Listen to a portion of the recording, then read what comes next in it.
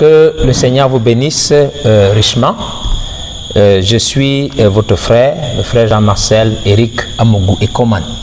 Je suis berger de l'Assemblée chrétienne locale et d'un tabernacle à Pékadouza Douala. Et je voudrais déjà adresser mes salutations et mes remerciements à l'ancien, le pasteur Elon Tata, donc de tabernacle La Voie du Pardon, pour l'invitation qui m'a été adressée d'intervenir un peu lors de la convention spirituelle et de réveil qui est organisée, je crois, en ce moment.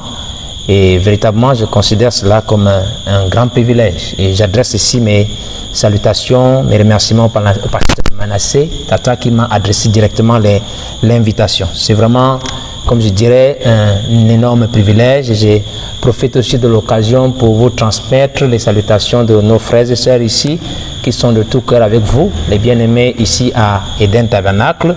Je ne sais pas à quelle heure va vous parvenir ma petite vidéo, soit le matin, soit le soir, mais j'espère que pour chacun d'entre vous, ce sera réellement une bénédiction.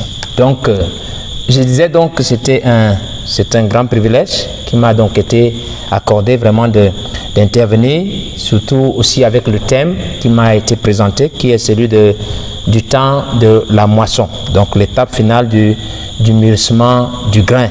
Et je crois que c'est un sujet extrêmement important, et parce que ça correspond véritablement à la saison dans laquelle nous vivons. Et pour bien comprendre en fait un peu de quoi est-ce qu'il est question, j'ai pensé partager un peu quelques pensées pour le petit temps qui m'est alloué, comprendre un peu, donc comme je disais, de quoi il est question quand nous parlons du temps de la moisson.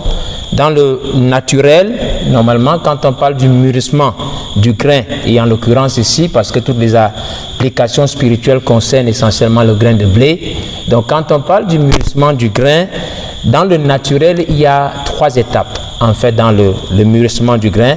La première étape, dans le grain qu'on appelle la phase laiteuse, c'est quand le grain atteint la dimension normalement qu'elle devra avoir à la fin. Maintenant, quand le grain atteint cette dimension, la capacité n'est pas encore totale pour pouvoir subir directement le coup du soleil. C'est pour ça que la balle protège encore le grain jusqu'à ce que, comme on a dit, c'est la première phase qui s'achève, donc le grain a atteint sa dimension. Et il y a une deuxième phase donc, dans le mûrissement qui correspond à la phase, comme on dit, pâteuse. Donc le grain commence à durcir davantage, mais il est toujours caché par la balle, mais dans sa dimension, dans la forme, il atteint véritablement toute la dimension finale qu'il devrait atteindre. Et il y a une troisième phase, celle-là qu'on appelle la phase vitreuse, où le grain prend vraiment sa forme définitive et il commence à aspirer en réalité toutes les valeurs nutritives et toute la vie qui se trouvait dans les porteurs. Donc la tige, les graîtres et tout le reste. Et ça, c'est la troisième phase. Et c'est cette phase-là, en fait, qui correspond à une étape de séparation. C'est celle qui est la phase du mûrissement final, dont le grain devient vitreux.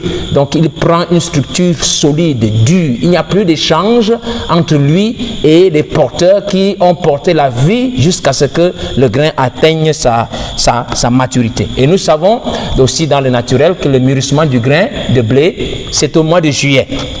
Et il faut un certain niveau de chaleur pour ça, une puissance vivifiante. Et je crois le frère Coleman parlait du chaud soleil de juillet. Et le mois de juillet, c'est le 7e mois de l'année. Et sous le signe du cancer dans lequel nous sommes par rapport à la roue zodiacale, donc c'est le signe du cancer. Le mois de juillet correspond au signe du cancer qui est la 11e maison en fait du zodiaque, qui correspond à la maison avant le lion qui correspond à la seconde venue pour nous qui comprenons ces choses-là. Et donc, quand nous parlons donc de la 11e maison qui est le cancer, donc qui correspond au mois de juillet, le cancer est donc inscrit, quand vous regardez bien, le signe qui correspond au cancer, donc à ce temps de mûrissement, c'est 6 et 9 qui se croisent. Et donc, toutes ces choses concernant le temps de la moisson, qui sont sur le plan naturel, elles sont rendues claires par la prophétie de Malachie 4. Quand nous voyons, par exemple, dans l'adoption, où il est dit que dans la Bible, paragraphe 49, donc nous vivons au dernier jour, au sommet de la pyramide, donc les poissons croisés de l'âge du cancer dans le zodiaque, au temps de la venue du lion, de la pierre de fête et au jour des manifestations des fils de Dieu dans la Bible. Il dit, voyez-vous, vous voyez où nous en sommes, nous sommes en plein au temps de la fin. Donc prêché le 18 mai 1960, c'est l'adoption partie 2. Donc c'est ça qui correspond justement prophétiquement, nous a placés dans ce temps de la moisson dans lequel nous sommes aujourd'hui. Et c'est aussi ça qui est le temps de l'enlèvement, ou si vous voulez, le matin de la résurrection. J'ai une petite référence dans l'enlèvement aussi, donc prêché le 4 décembre. J'ai la traduction VGR au paragraphe 126. Je suis obligé de courir un peu pour le temps qui m'est alloué. Il est dit que du temps de la Bible, pour parler au sujet des veilles, les nuits n'étaient pas divisées en heures. Maintenant, écoutez attentivement, je vais me dépêcher parce qu'ils veulent la pièce. Il dit non, la nuit n'était pas divisée. Elle était divisée en veilles. Il y avait 3 veilles. La première veille allait de 9h, donc 21h, jusqu'à minuit. La deuxième veille allait de minuit à 3h. Et la troisième veille de la nuit allait de 3h à 6h. Nous avons 3 fois 3, ce qui fait 9. Et ceci est un nombre imparfait. Et c'est là donc pour parler de ce glorieux matin de la résurrection que le prophète a introduit une 4e veille, qui n'est pas une veille de la nuit, mais qui est plutôt étrangement une veille du matin. Parce qu'en fait, on ne veille pas le matin, mais c'est étrange. Et là, c'est là qu'il a donc introduit cette 4e veille pour faire 3 fois 4 et qui fait 12, qui est cette fois un nombre parfait. Et c'est là qu'il dit après, alors nous revenons au nombre 7 pour l'enlèvement, lequel arrivera, je crois, entre 6h et 7h, 3 points, ou 6h et 9h, un certain matin, car la trompette du Seigneur sonnera. Et vous voyez encore votre entre 6h et 9h qui apparaît. Et nous savons que sur le plan géographique, normalement, vous ne pouvez pas avoir tout le monde en même temps entre 6 et 9h. Et nous comprenons que c'est symbolique. Donc c'est 6 et 9 à nouveau qui apparaissent avec ce nombre 7 qui a été annoncé déjà parlant de la moisson et du mûrissement du grain dans le naturel. Et nous comprenons donc qu'en fait, il s'agit encore de ce temps, de cette étape où le grain arrive à maturité. C'est le temps du matin de la résurrection, c'est le temps de l'enlèvement, c'est la fin de tout. Et c'est donc un peu à partir de ça, de ce texte, donc ici, de ce nombre 7, et entre 6 et 9, donc l'âge du cancer, le temps de la moisson, que j'ai tiré la pensée que je veux partager avec vous. Et mon titre est, pour les quelques minutes qui me sont allouées encore, le dernier ministère de la veille du matin. Et donc, il correspond à ce petit temps-là que nous avons entre 6h et 9h. C'est une veille étrange parce que nous avons d'habitude une veille particulière qui est plutôt la veille du matin qui correspond au temps où le grain est ramené au grenier. C'est donc mon titre, le dernier ministère de la veille du matin, et mon sujet, je vais le présenter là, c'est parler un peu de l'esprit de vie. Voilà. Mon texte donc de base qui est Jean chapitre 20 verset 11 à 17. Nous allons le lire assez rapidement. Donc Jean chapitre 20 verset 11 à 17, il est dit: cependant Marie se tenait dehors près du sépulcre et pleurait. Comme elle pleurait, elle se baissa pour regarder dans le sépulcre et elle vit 2 anges vêtus de blanc assis à la place où avait été couché le corps de Jésus. L'un à la tête, l'autre aux pieds. Il lui dit: femme, pourquoi pleures-tu? Elle leur répondit: parce qu'ils ont enlevé mon Seigneur et je ne sais où ils l'ont mis. En disant cela, elle se retourna et elle vit Jésus debout, mais elle ne savait pas que c'était Jésus. Jésus lui dit: femme, pourquoi pleures-tu? Qui cherches-tu? Elle, pensant que c'était le jardinier, lui dit: Seigneur, si c'est toi qui l'as emporté, dis-moi où tu l'as mis et je le prendrai. Jésus lui dit: Marie. Elle se retourna et lui dit en hébreu: Rabouni, c'est-à-dire maître. Jésus dit: ne me touche pas, car je ne suis pas encore monté vers mon Père, mais va trouver mes frères et dis-leur que je monte vers mon Père et votre Père, vers mon Dieu et votre Dieu. Marie de Magdala alla annoncer aux disciples qu'elle avait vu le Seigneur et qu'il lui avait dit ces choses.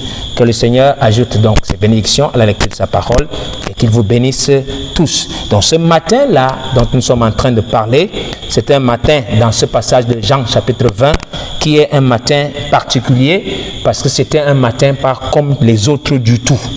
Parce que nous savons que 3 ans avant cet événement, il nous est dit là-dedans, je crois que le prophète a bien clarifié cette chose. Il disait que le temps et l'éternité s'étaient embrassés.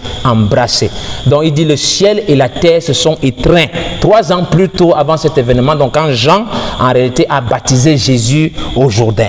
Donc, c'était une étreinte entre l'éternité et le temps. Mais cette fois-ci, en ce matin de Jean chapitre 20, verset 17, ce n'est plus une étreinte entre le temps et l'éternité, mais c'est le temps qui est littéralement englouti dans l'éternité. C'est à ce moment que la seule véritable Pâque à ce jour s'est manifestée. À ce moment-là, notre première gerbe a été agitée et c'est la seule gerbe en réalité possédant en elle la plénitude de la double portion. Quelle portion? Donc la résurrection spirituelle et la résurrection physique. J'espère que quelqu'un peut dire Amen à cela là où vous êtes de l'autre côté. Et je dis bien que c'est le seul en réalité jour où on n'a jamais vu une chose pareille.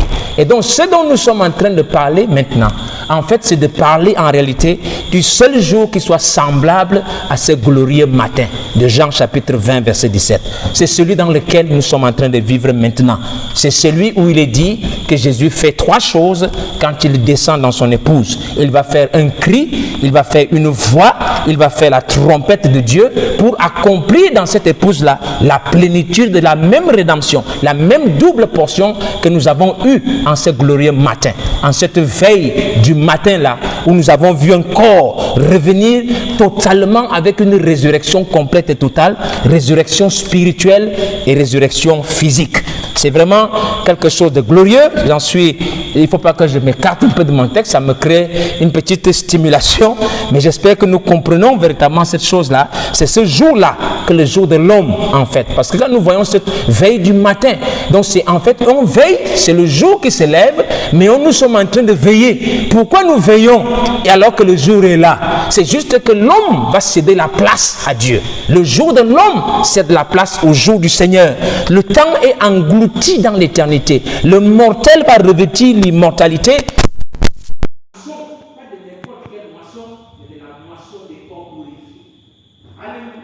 La fin de toute chose. C'est vraiment quelque chose de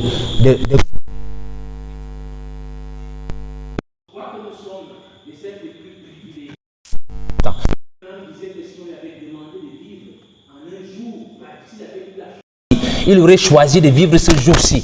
Parce qu'au moment où il vivait, il était sûr que toutes ces trois choses, il allait arriver à la pleine manifestation de ce dont nous sommes en train de parler maintenant. Donc imaginez-vous, frères, représentez-vous quel privilège le Seigneur nous a accordé. Amen. Que Dieu vous bénisse richement.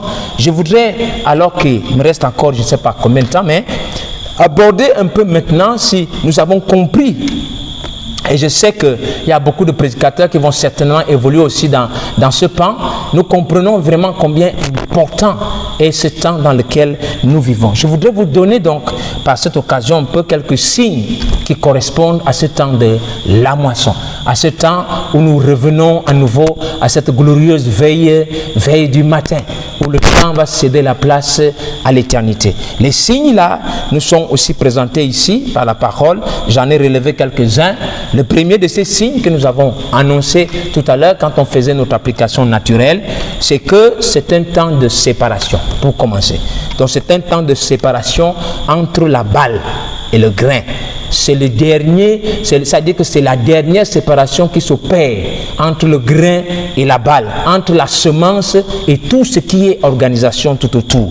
Je vais vous donner une petite référence dans le chef-d'œuvre, c'est au paragraphe 148 et 149, et là où il est dit qu'elle n'a fait que passer de l'un à l'autre, continuer son trajet. Je vous le dis depuis le début, il n'y a plus d'autres dénominations à venir. Nous sommes à la fin. Et ils l'ont mis à la porte. Pourquoi?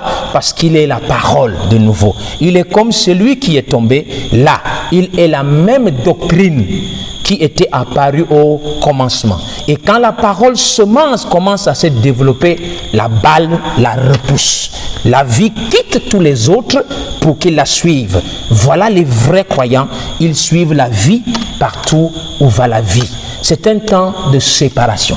Quand nous parlons de la dernière étape du mûrissement du grain, ça veut dire qu'à l'intérieur, toutes les substances, toutes les valeurs nutritives, le grain a concentré, il a retiré la vie de la balle, retiré de la tige, retiré de l'aigrette. Il n'y a plus de vie nulle part. Et ça se manifeste de façon littérale au milieu de nous, même dans les églises qui sont dites du message. C'est un point qu'il faut observer. C'est la séparation entre la foi et l'incrédulité. C'est un temps d'apostasie. Et Frère Branham parle de ça dans les 3 sortes de croyants.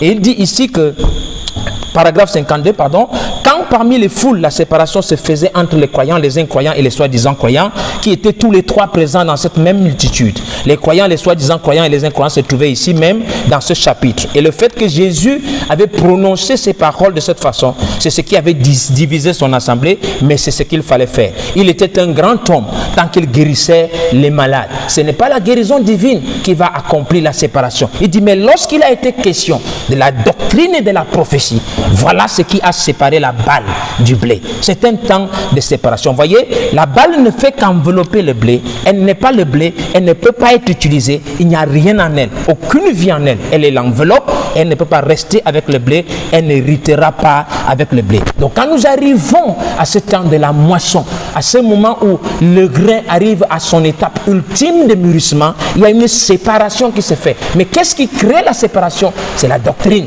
C'est la prophétie. Il y a certaines choses qui doivent être dites. Il y a certaines paroles qui sont prononcées. C'est à ce moment que le grain donc arrive dans la plénitude de sa croissance et de son état. C'est ce qui pourrait, si vous me permettez d'y aller, de correspondre, arrêter là où nous allons là, à la résurrection spirituelle. La vie est entrée totalement. Cette résurrection spirituelle, elle correspondrait à ce que nous appelons, nous sommes dans la voie d'archange à la 3e phase qui est la place en Christ. Mais dans la place en Christ, c'est Matthieu chapitre 17 verset 5.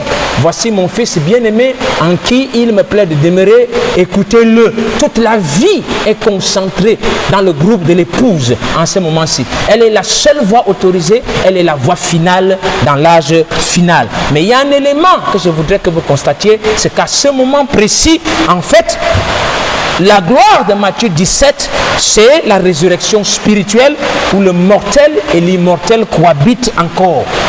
Donc, nous avons une séparation entre la foi et l'incrédulité, mais dans l'épouse, le mortel et l'immortel cohabitent encore. Il faut une double séparation qui s'opère, parce que nous sommes en ce temps de la moisson où le mûrissement du grain arrive à sa plénitude. C'est là où il y a la séparation maintenant entre le corps mortel et le corps immortel. Comme le prophète disait, nous nous séparons de notre corps appelé temps.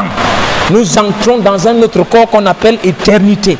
Mais la gloire qui se manifeste ici est une gloire différente de celle de Matthieu 17, 5. C'est celle de Jean chapitre 20, verset 17.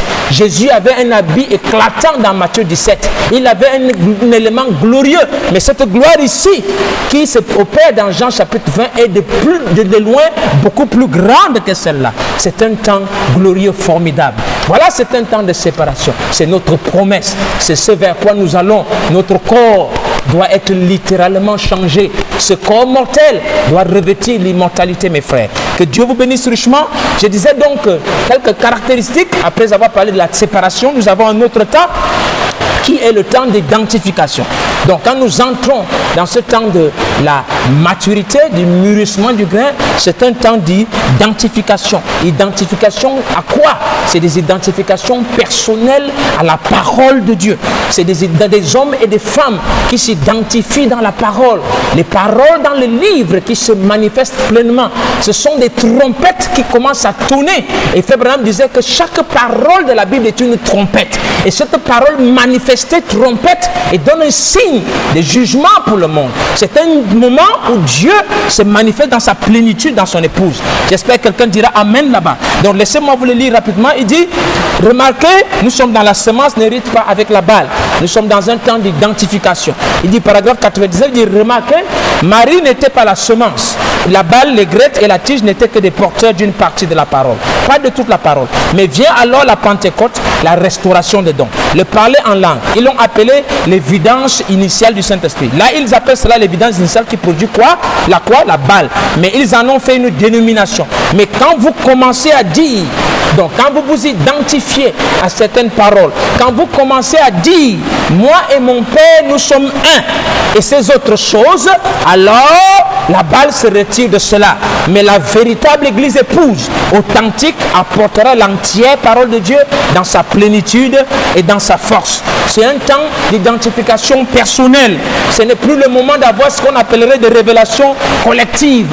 Et Frère Branham dit que c'est ça qui amène, c'est cette chose-là. Nous devons arriver à cet état de la foi parfaite. Et qu'est-ce que c'est la foi parfaite? C'est la foi en sa propre position dans l'écriture. Nous devons reconnaître notre position, comme Jésus a reconnu la sienne. C'est dans le mystère de Dieu révélé, fait même dire ce que le diable craint aujourd'hui. J'essaie d'y aller, mais c'est très important de le retenir. Ce que Satan craint aujourd'hui, ce n'est pas les identifications collectives. Ce qu'il craint aujourd'hui, c'est les identifications personnelles de la parole de Dieu. Où chaque individu, une personne, a sa place, sa position individuelle. Ce n'est plus le temps de faire comme les fils de Séva, au nom de Jésus que Paul prêche. Ce n'est pas ça. Nous croyons le message. Nous sommes des croyants du message. Nous croyons l'inspiration. Nous croyons ceci. Ce n'est pas le moment là. Nous sommes dans un temps où on s'identifie de façon individuelle. Parce que c'est ça qui fait trembler l'enfer. Je vais vous inviter à aller lire dans Christ et le mystère de Dieu révélé. Je n'ai pas malheureusement le temps, il me reste juste quelques minutes. Mais j'espère que vous le comprenez. Chacun de nous doit trouver sa position dans la parole. Le temps de l'église est achevé. C'est le temps de l'épouse. Et qu'est-ce que c'est l'épouse? C'est l'individu, c'est la personne. Nous sommes dans un temps d'identification. Identification encore de quoi? C'est l'identification des 3 points. C'est le 7e sceau. Parce que c'est le sceau de sa venue. C'est le sceau dans lequel se cachent les mystères de la venue du Seigneur. Nous devons identifier le cri. Donc les 3 poules du cri ont été identifiées. Donc de l'appel de Malachie 4 à l'appel de l'épouse, nous pouvons le trouver dans Matthieu chapitre 3 verset 1 à Matthieu chapitre 3 verset 17. C'est ça la correspondance. Nous devons identifier, ce ministère doit être identifié. Parce que c'est dans ce 7e sceau-là que la venue se trouve.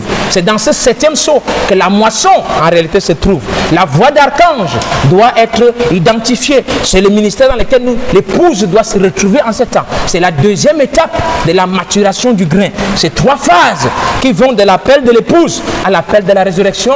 Donc l'affection fraternelle, la sainte pudeur et la place en Christ. Et cet appel à la résurrection, c'est ça qui est Matthieu chapitre 17 verset 5, où en réalité la plénitude de l'autorité de la parole est remise au Fils de Dieu. On peut dire écoutez-le. C'est là où nous entrons dans notre place, et quand nous entrons dans la place en Christ, ça ouvre une autre porte, ça ouvre un autre appel qui est l'appel de la trompette. Donc c'est la dernière trompette où nous avons maintenant de l'appel de la résurrection à l'appel pour les noces de l'agneau, l'appel en montée au ciel. C'est ça qui va de Matthieu chapitre 17 verset 5 à notre passage de Jean chapitre 20 verset 17 ici, où le corps mortel est englouti dans l'immortalité.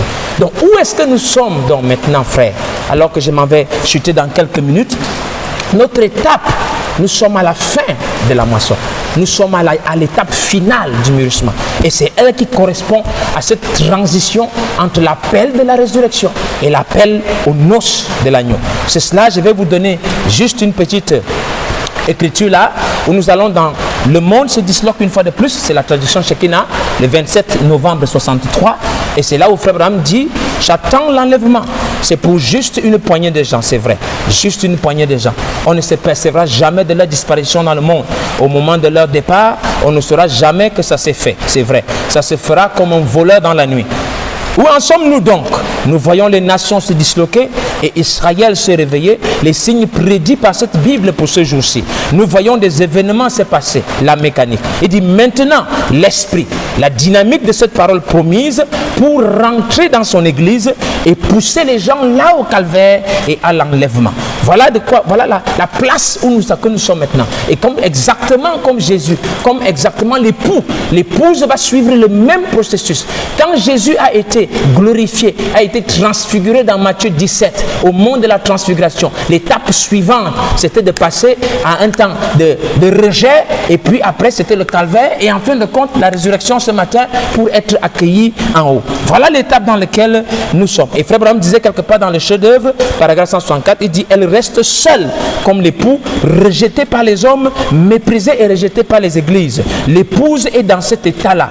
Qu'est-ce que c'est? C'est son chef-d'œuvre, voyez-vous. C'est la parole à travers laquelle il peut agir, qu'il peut manifester le rejet. J'espère que nous comprenons. J'espère, je suis obligé d'aller un peu vite. Voilà l'étape où nous sommes aujourd'hui. C'est une étape de l'identification de ce triple point du 7e jour où nous passons du 2e au 3e, de l'appel à la résurrection à l'appel aux noces. C'est le passage de la voix d'archange à la trompette. La voix d'archange et la trompette ensemble. C'est cela qui fait donc la double portion. Nous sommes sous ces ministères, donc de la résurrection spirituelle à la résurrection physique, parce que c'est ça qui est le véritable retour au grain originel.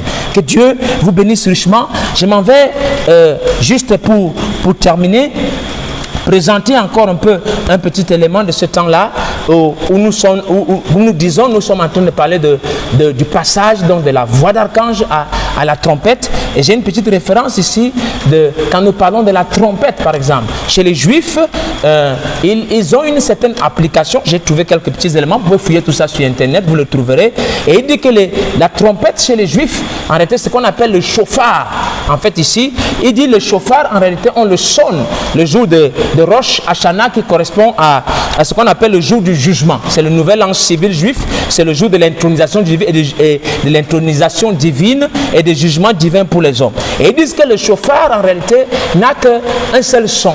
Mais ce son, en fait, a 3 notes. La première note, c'est celle qu'on appelle le tekia. Ça veut dire un temps de réjouissance. J'espère que vous voyez un peu de quoi on parle. Quand l'épouse de l'Église trouve son affection fraternelle, sa sainte pudeur et sa place en Christ, elle appelle les autres, les églises sœurs, et dit « Venez vous réjouir avec nous ». Donc quand nous passons de la phase de la voix d'archange, nous entrons dans une autre phase qui est celle de la trompette, et elle commence par une première note qui est une note de joie, de réjouissance. Il dit la deuxième note, en réalité, de cette trompette quand elle sonne, c'est Shevarim, ça veut dire les soupirs, c'est le temps du rejet. Et la troisième note, c'est ça qui est Teroua, qui est un temps de gémissement, un temps de mort, un temps de pression. Ce sont exactement les promesses qui ont été faites à l'Église, à notre épouse. Et il dit qu'une fois que nous passons par ce temps de mort, alors il y a un son qui vient à nouveau, c'est à nouveau la réjouissance du départ qui vient, mais cette fois-ci en double portion, qui est un temps de glorification. Ils appelaient ça, c'est le temps de délivrance, c'est le temps de retour, c'est le temps du renouveau, c'est l'arrivée du Messie. Voilà en fait dans quoi nous entrons maintenant.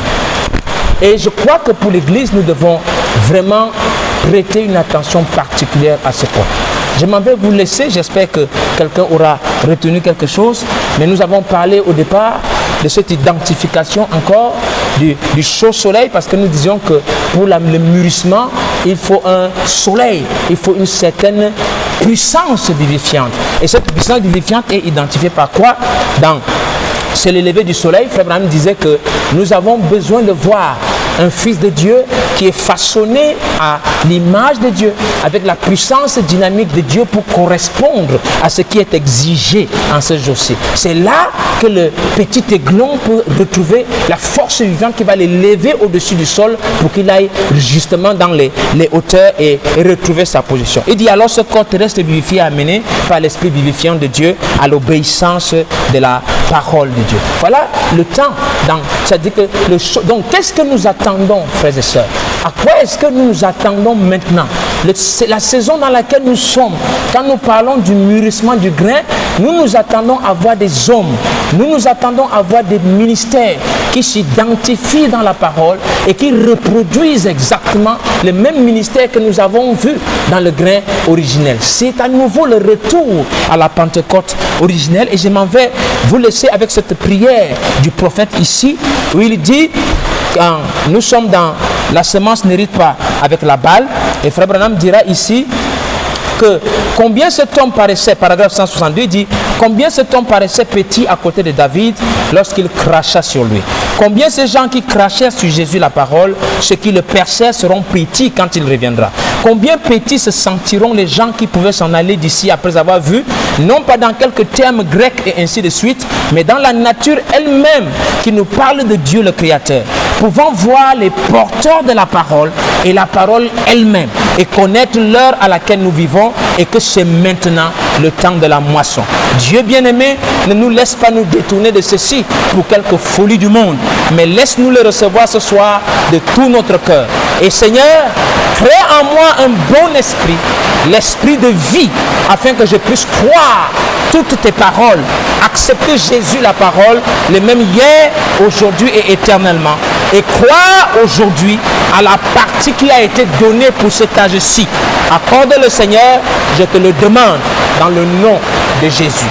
Que le Seigneur vous bénisse richement, et c'est aussi ma prière pour moi, c'est ma prière pour chacun d'entre vous, que le Seigneur nous accorde un esprit de vie, que nous puissions croire toutes les paroles qui ont été adressées pour nous pour cette saison. Nous avons un ministère de double portion. Ça veut dire que nous sommes dans un temps où non seulement nous allons arriver à cette étape-là où Frère Branham est arrivé, où nous avons une résurrection spirituelle, la place en Christ, l'adoption spirituelle, mais il y a une double portion qui nous attend. Et cette double portion, c'est que ce corps mortel va revêtir l'immortalité. Que Dieu vous bénisse. Bonne convention à chacun de vous. Shalom, shalom. Merci. Que Dieu vous bénisse richement. Amen.